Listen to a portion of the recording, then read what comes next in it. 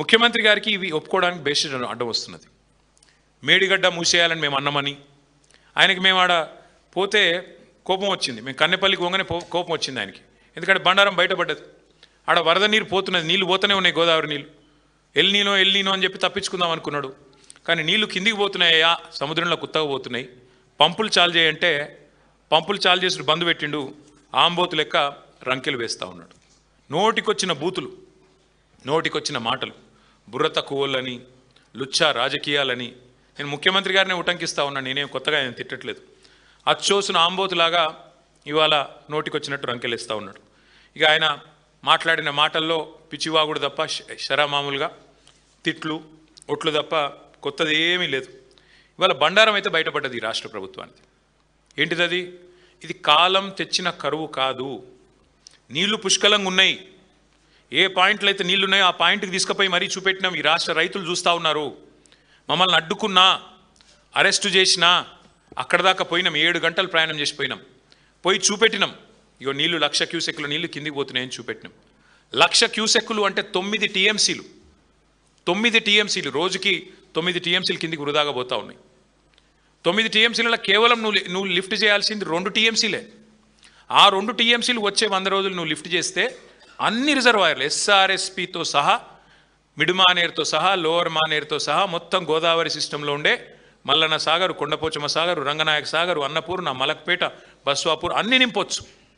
సుభిక్షంగా గోదావరి మీద ఆధారపడ్డ 6-7 జిల్లాల, ఉమ్మడి జిల్లాల రైతాంగం వ్యవసాయం చేసుకోవచ్చు, బ్రహ్మాండంగా పంటలు పండించుకోవచ్చు. కరువుతో నిమిత్తం లేకుండా ఇది చేయవచ్చు. కానీ మీరు ఎట్లా ఉన్నారు రేవంత్ రెడ్డి గారు అంటే, మేడిగడ్డ కొట్టుకపోతుంది అంటాడు. ఏది గేట్లు దించితే, మేము అనలేదు అసలు గేట్లు దించాల్సిన అవసరమే లేదు, కానీ గేట్లు దించితే మేడిగడ్డ కొట్టుకపోతుంది, భద్రాచలం రాముడికి ముప్పు వస్తుందని మాట్లాడుతున్నాడు రేవంత్ రెడ్డి గారు. రేవంత్ రెడ్డి గారికి ఇంకొక విషయం కూడా నేను చెప్తా ఉన్నా, అవగాహన పెంచుకోండి. 2022 జూలై 15 అంటే దాదాపు ఇదే సమయం 4 ఏళ్ల కిందట భయంకరమైన వరద వచ్చింది గోదావరిలో. భయంకరమైన వరద, 500 సంవత్సరాల్లో ఎన్నడూ రానంత వరద, దాదాపు 28.5 లక్షల క్యూసెక్కుల వరద. అంటే దాదాపు 247 టీఎంసీలు ఒక ఉప్పెనలాగా ఒకటేసారి 28.5 లక్షల క్యూసెక్కులు. అంటే ఇలా కనబడే 1,00,000 క్యూసెక్కులు కాదు, దానికి 28.5 రెట్లు ఎక్కువ వరద వస్తే కూడా 4 ఏళ్ల కిందట 15 రోజులు వరుసగా వస్తే కూడా మేడిగడ్డ కొట్టుకపోలే. Highest flood in the history, 500 years of history Godavari. వరద వస్తే కూడా మేడిగడ్డ కొట్టుకపోలే, అన్నారంకేం కాలే, సుందిలకేం కాలే, బ్రహ్మాండంగా మరి పూర్తి స్థాయిలో తట్టుకొని నిలబడ్డది. అది మేడిగడ్డ కాదు, మేటిగడ్డ అని రుజువు చేసింది. మరి 247 టీఎంసీల వరద తట్టుకున్న మేడిగడ్డ కేవలం 9 టీఎంసీలు, 1,00,000 క్యూసెక్లే పోతున్నది. కేవలం 1,00,000 క్యూసెక్కులు అంటే 9 టీఎంసీలు పోతే తట్టుకోలేదా? మీరు అన్నారంలో, సుందిలలో గ్రౌటింగ్ చేసిన మాట వాస్తవం కాదా? ఇంజనీర్లు చెప్తున్న మాట నీకు వినబడట్లేదా? ఇది వాస్తవం కాదని నేను అడుగుతా ఉన్నాను. అంటే ఈ సిగ్గు లేకుండా అసలు మేము బ్యారేజ్ మేడిగడ్డను ముట్టుమనే అంటలేం, గేట్లు దించుమనే అంటలేం. అది పోతున్నది 1,00,000 క్యూసెక్కులు.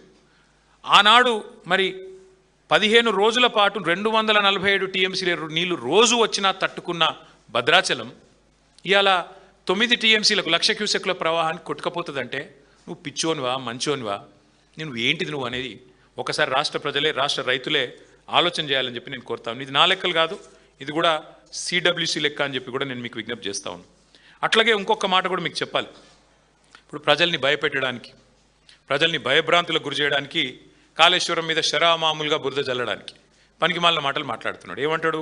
2022 వరదల ఫోటోలు చూపెట్టి అప్పుడు కన్నెపల్లి పంప్ హౌస్ మునిగింది అని చెప్పి అడ్డమైన మాటలు మాట్లాడుతున్నాడు.